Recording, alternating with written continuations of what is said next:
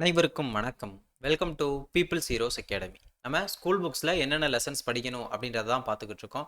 அதன் அடிப்படையில் இன்னைக்கு இந்த வகுப்பில் 12th எக்கனாமிக்ஸ் புக்கில் என்ன பார்க்கணும் அப்படின்றத பற்றி பார்க்க போகிறோம். அதுக்கு முன்னாடி நம்ம சேனலை யாராச்சும் சப்ஸ்கிரைப் பண்ணல அப்படின்னா சப்ஸ்கிரைப் பண்ணிட்டு கிளாஸை கண்டினியூ பண்ணுங்க. ஓகேங்களா? ஓகே. வழக்கமாக பார்க்குற மாதிரி இண்டெக்ஸை வச்சு நம்ம பார்த்து ஏதாச்சும் லெசன் படிக்கணுமா அப்படின்னு சொல்லி பார்த்தோன்னா இங்கே இருக்கக்கூடியதெல்லாம் நமக்கு எதுவுமே தெரியல. ஏன்னா டேரெக்டாக சிலபஸில் இருக்குது அப்படின்னு சொல்லி நம்மளால் எதையுமே சொல்ல முடியல இண்டெக்ஸ் வச்சு. ஸோ நம்ம என்ன பண்ணோம், உள்ளே போய் தான் பார்க்கணும் இந்த லெசன் படிக்கணுமா வேணாமா அப்படின்றது. அப்போ பேரியல் பொருளாதாரம் அப்படின்ற லெசனில் உங்களுக்கு பேரியல் பொருளாதாரம்னா என்ன, அதனுடைய முக்கியத்துவம் அது இதுன்ட்டு உங்களுக்கு நிறையா கொடுத்துருக்காங்க. இந்த லெசன் படிக்கணுமா அப்படின்னு சொல்லி கேட்டிங்கன்னா உங்களுக்கு ஒரு முதலாளித்துவ பொருளாதாரம்னா என்ன, ஒரு சமதர்ம பொருளாதாரம்னா என்ன, ஒரு கலப்பு பொருளாதாரம்னா என்ன, அந்த மாதிரியான கான்செப்ட்லாம் உங்களுக்கு கொடுத்துருக்காங்க. அப்போ இதில் நீங்கள் என்னென்ன விஷயங்கள் படிக்கணும் அப்படின்னு சொல்லி கேட்டிங்கன்னா இங்கே உங்களுக்கு இந்த கான்செப்ட் இருக்குது பார்த்தீங்களா, இந்த முதலாளித்துவ பொருளாதாரம், இந்த விஷயம் முதலாளித்துவ பொருளாதாரம், தென் உங்களுக்கு சமதர்ம பொருளாதாரம், இந்த விஷயங்கள் படிச்சிங்கன்னா போதுமானதாக இருக்கும். அப்போ இது படிக்கும்போது உங்களுக்கு கான்செப்ட் என்ன அப்படின்ற ஒரு விஷயம் தெரியும். அதே மாதிரி கலப்பு பொருளாதாரம் அப்படின்ற ஒரு விஷயம், இந்த இடங்கள் மட்டும் நீங்கள் இந்த லெசனில் படிச்சிங்கன்னா போதுமானதாக இருக்கும். இதுக்கு மேலே வேறு எதுவும் படிக்கணுன்ற அவசியம் கிடையாது. ஓகேங்களா? அப்போ இது மட்டும் படிக்கிறப்போ நமக்கு ஒரு கான்செப்ட் புரியும். இதுதான் ரொம்ப ஈஸியாக தான் இருக்கும். உங்களுக்கு படித்தோடனே புரியும். முதலாளித்துவம்னா முதலாளிகள் ஆதிக்கம் இருக்கும், சமதர்மம்னா எல்லாரும் கிடைக்கிற மாதிரி இருக்கும், அவ்வளோதான். ஓகேங்களா? அப்போ நாட்டு வருமானம் அப்படின்னு சொல்லி பார்க்குறப்போ இந்த லெசனில் உங்களுக்கு ஒரு ஜிடிபினா என்ன, என்டிபினா என்ன, என்என்பினா என்ன, உங்களுக்கு எக்கனாமிக்ஸோட பேசிக் கான்செப்ட்ஸ் நிறைய விஷயங்கள் சொல்லிக் கொடுக்குற மாதிரி இருக்கும். ஸோ இந்த லெசன் நீங்கள் படிக்கணுமா அப்படின்னு சொல்லி கேட்டிங்கன்னா ஒரு ஜிடிபியை கணக்கு பண்ணுறது எப்படி அப்படின்ற மாதிரி விஷயங்கள்லாம் ஒரு தியரிட்டிக்கலான கொஷின்ஸ் ஏதாச்சும் கேட்குறாங்க அப்படின்னா நமக்கு ஆன்சர் பண்ணுறதுக்கு இந்த லெசன் யூஸ்ஃபுல்லாக இருக்கும். ரொம்ப இன்டெப்த்தாக போய் படிக்க வேணாம், சும்மா மேலோட்டமாக ஒரு தடவை படிக்கிறப்ப நீங்கள் இதில் மனப்பாடம் பண்ணுற மாதிரி கண்டென்ட் எதுவுமே இருக்காது. Full and full theory based தான் இருக்கும். நீங்கள் கான்செப்ட் அந்த ஒரு ஜிடிபினா நீங்கள் என்ன அப்படின்னு சொல்லி கான்செப்ட் வைஸ் நீங்கள் தெரிஞ்சுக்கிற மாதிரி தான் இருக்கும். மனப்பாடம் பண்ணுற மாதிரி எதுவுமே இருக்காது. ஸோ ஒரு தடவை ரீட் பண்ணிக்கங்க அப்படின்ற ஒரு விஷயம் சொல்ல முடியும். ஓகேங்களா?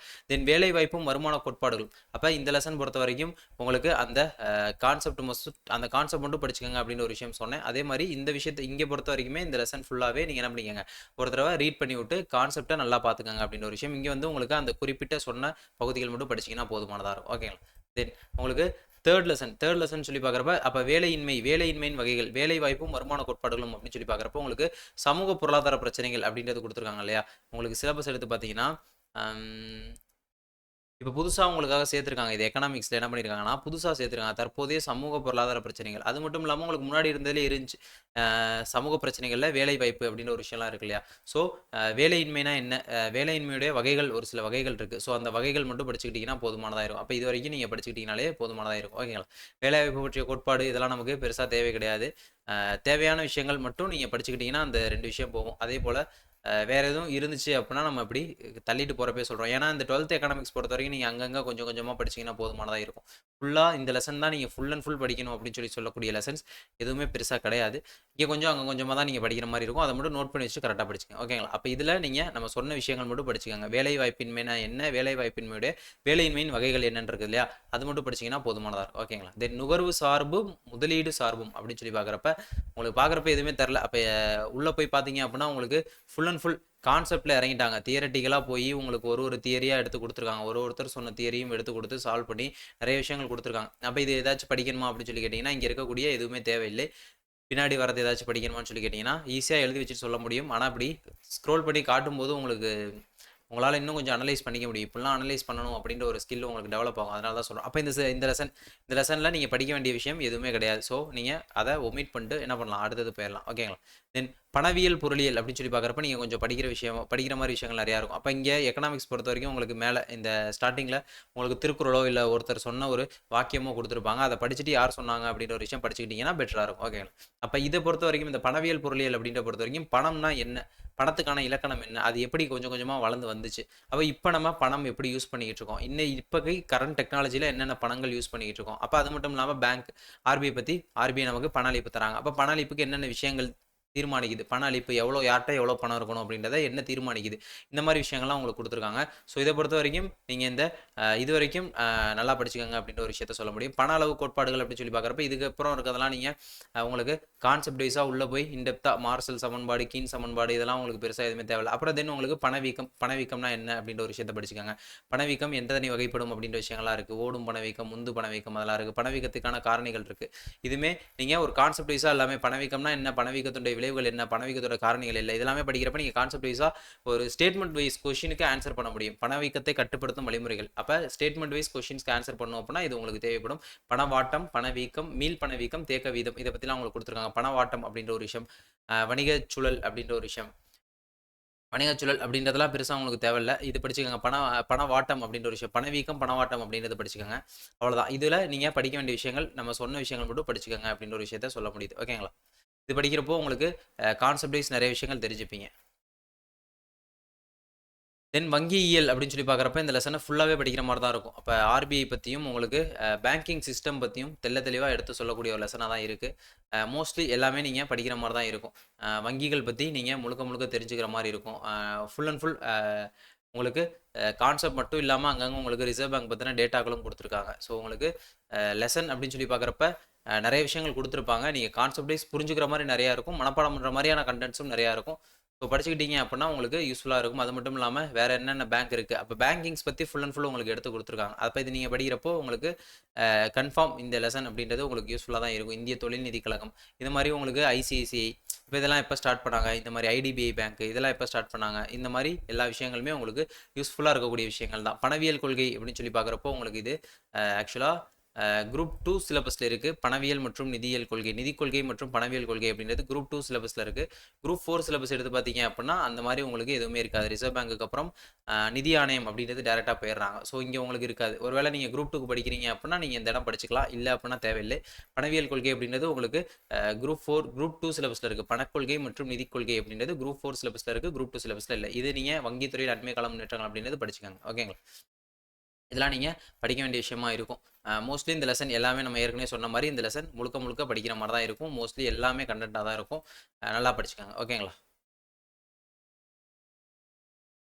தென் உங்களுக்கு பன்னாட்டு பொருளியல் அப்படின்னு சொல்லி பார்க்குறப்போ உங்களுக்கு பழைய சிலபஸில் பன்னாட்டு பொருளாதார அமைப்புகள்னு சொல்லி ஒரு லெசன் இருந்துச்சு.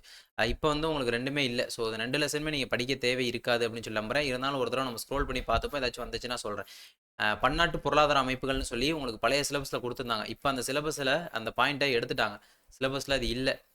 தேடி பார்த்துட்டோம். அந்த பன்னாட்டு பொருளாதார அமைப்புகள் அப்படின்றது அந்த சிலபஸில் புது சிலபஸில் இல்லை. ஓகேங்களா?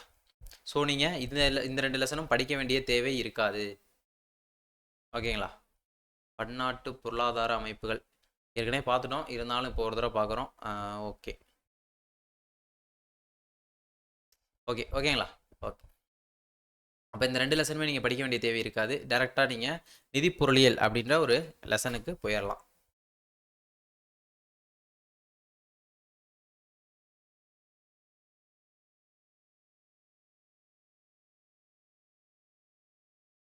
நிதி பொருளியல் அப்படின்னு சொல்லி நீங்கள் பார்க்குறப்போ திருக்குறள் கொடுத்துருக்காங்க பார்த்தீங்களா? அப்போ இந்த மாதிரி திருக்குறளை படிச்சுக்கோங்க அப்படின்னு ஒரு விஷயம் சொல்கிறது. அப்போ இதுலேயும் உங்களுக்கு நிறைய கொள்கைகள் கொடுத்துருப்பாங்க, நிறைய தியரிஸ் கொடுத்துருக்காங்க. இதெல்லாம் வந்து படிக்கணுமா அப்படின்னு சொல்லி கேட்டிங்கன்னா ஒரு சில விஷயங்கள் படிக்கலாம், எல்லாத்தையுமே படிக்க தேவை இருக்காது. பொதுச்செலவு அப்படின்னா என்னன்ற விஷயத்தை பார்த்துக்கலாம். அப்போ பொதுச்செலவு எப்படிலாம் செய்யப்படுது, பெருசாக உங்களுக்கு சிலபஸில் கவர் ஆகிற மாதிரிலாம் வராது. ஆனால் நீங்கள் இதை படிக்கிறப்போ எங்கேயோ உங்களுக்கு யூஸ் ஆகும். டேரெக்டாக இது சிலபஸில் கவர் ஆகுதா அப்படின்னு கேட்டால் இல்லை. பட் உங்களுக்கு பட்ஜெட் அப்படின்னு சொல்லி பார்க்குறப்ப இந்த பொது செலவுனா என்ன, பொது வருவாய்னா என்ன, வரி வருவாய்னா என்ன. அப்போ வரி வருவாய் அப்படின்றது உங்களுக்கு சிலபஸில் இருக்கா? வரி அப்படின்றது சிலபஸில் இருக்கு இல்லையா? ஸோ அந்த வரி வருவாய், வரிசாரா வருவாய், இந்த இடங்கள் நீங்கள் படிக்கிற மாதிரி தான் இருக்கும். அப்போ இது ஃபுல்லாகவே உங்களுக்கு பட்ஜெட் பற்றின லெசனாக தான் இருக்கும். பொது செலவுலேருந்து, பொது வருவாயிலேருந்து, உங்களுக்கு பட்ஜெட்லேருந்து, இது எல்லாமே என்ன தான் இருக்குது, வரி விதிப்புலேருந்து எல்லாமே உங்களுக்கு சிலபஸில் கவர் ஆகக்கூடிய விஷயங்கள் தான் இருக்குது. அப்போ வரி அப்படின்றது உங்களுக்கு டேரெக்டாக நம்பியிருக்காங்க, சிலபஸ்லேயே கொடுத்துருக்காங்க, ஜிஎஸ்டி பற்றி கொடுத்துருக்காங்க. ஸோ இந்த லெசன் அப்படின்றது முழுக்க உங்களுக்கு பட்ஜெட் பற்றின தகவல்களும், கடன் பற்றின தகவல்களும், வருவாய், செலவு, இந்த மாதிரி விஷயங்கள் கொடுத்துருக்காங்க. நிறைய வரைவிலக்கணங்கள் அப்படின்றது கொடுத்துருக்காங்க. நிறைய பேர் சொன்னால் தியரிஸ் அப்படின்றது கொடுத்துருக்காங்க, டெஃபினேஷன் கொடுத்துருக்காங்க. ஸோ நீங்கள் இதை லெசன் படிக்கணுமா அப்படின்னு சொல்லி கேட்டிங்கன்னா படிச்சுக்கோங்க. இதுலேருந்து உங்களுக்கு லாஸ்ட்டு குரூப் 4லேருந்து ஒரு லெசன் கேட்டாங்க, ஒரு கொஷின் கேட்டிருந்தாங்க, எது மாநில வளங்களில் வராது அப்படின்னு சொல்லி ஒரு 4 விஷயம் கொடுத்து அதில் 2 விஷயம் கரெக்டாகவும் 2 விஷயம் தப்பாகவும் கொடுத்துருந்தாங்க. ஸோ அந்த மாதிரி கொஷின்ஸ் கேட்கறதுக்கான வாய்ப்புகள் இருக்குது. நிதிக்குழுவின் வரலாறு அப்படின்றது படிச்சுக்கோங்க அப்படின்ற ஒரு விஷயம் சொல்ல முடியும். உள்ளாட்சி நிதி, இது எல்லாமே உங்களுக்கு பட்ஜெட் பற்றி தாங்க. ஸோ இது எல்லாமே இந்த லெசன் ஃபுல்லாகவே நீங்கள் படிக்கணும். இந்த லெசன் ஃபுல்லாகவே நீங்கள் படிக்கணும் அப்படின்ற ஒரு விஷயம். ஓகேங்களா? ஏன்னா எல்லாமே உங்களுக்கு டேரெக்டாக கவர் ஆகுது. நிதி கொள்கை தானே, நிதி கொள்கை படிக்கிறீங்க அப்படின்னா நீங்கள் குரூப் 2 சிலபஸ் படிச்சிங்கன்னா மட்டும் படிச்சுக்கலாம். குரூப் 4 சிலபஸுக்கு நிதி கொள்கை அப்படின்றது கிடையாது. ஓகேங்களா? இருந்தாலும் 2 பக்கம் தான் இருக்குது, தேவைப்பட்டால் படிச்சுக்கலாம். தென் சுற்றுச்சூழல் பொருளியல் அப்படின்றதெல்லாம் உங்களுக்கு சிலபஸில் இல்லை. இங்கே நீங்கள் ஒரு சில விஷயங்கள் படிச்சிட்டீங்க அப்படின்னா உங்களுக்கு கொஷின் ஏரியா நிறையா கேட்கக்கூடிய ஏரியாஸ்லேருந்து இருக்குது. சுற்றுச்சூழல்ல உங்களுக்கு எஸ்டிஜி பத்திலாம் குடுத்துருப்பாங்க. அதெல்லாம் படிச்சீங்க அப்டின்னா, உங்களுக்கு இப்ப ரீசென்ட் டைம்ஸ்ல உங்களுக்கு அதெல்லாம் பத்தி கொஸ்டின்ஸ் நெறைய கேட்கறாங்க அப்டின்றதுனால, உங்களுக்கு அது யூஸ் ஆகும். அம் ஓகே. இந்த இடங்கள் புவி வெப்பமயமாதல், இந்த காலநிலை மாற்றம் இதெல்லாம் தான் உங்களுக்கு நெறைய பேர் என்ன பண்றாங்க கொஸ்டின் கேட்கறாங்க. அமிலமழை, கழிவுகள், வேஸ்டேஜஸ் இந்த மாரி விஷயங்கள், எஸ்டிஜி இந்த மாரி விஷயங்கள் இந்த லெசன்ல நீங்க படிச்சுக்கிட்டீங்க அப்டின்னா, உங்களுக்கு கண்டிப்பா ஹெல்ப்ஃபுல்லா இருக்கும் எக்ஸாம்ல. ஓகேங்களா? தென் இதெல்லாம் உங்களுக்கு படிச்சீங்க அப்டின்னா, உங்களுக்கு ஒரு விவசாயம் பத்தி, இயற்கை விவசாயம் பத்தி குடுத்துருக்காங்க. பசுமை முயற்சிகள். அப்ப காலநிலை மாற்றத்துக்காக என்னென்ன விஷயங்கள் பண்றாங்க? சுற்றுச்சூழலுக்காக அப்புறம் சுற்றுச்சூழல் பொருளியலை எப்படிலாம் பாதிக்குது, எப்படியெல்லாம் பாதுகாக்குது அப்படின்ற விஷயங்கள்லாம் குடுத்துருக்காங்க. பெருசா தேவையில்ல. நம்ம சொன்ன விஷயங்கள் மட்டும் படிச்சுக்கங்க. ஓகேங்களா?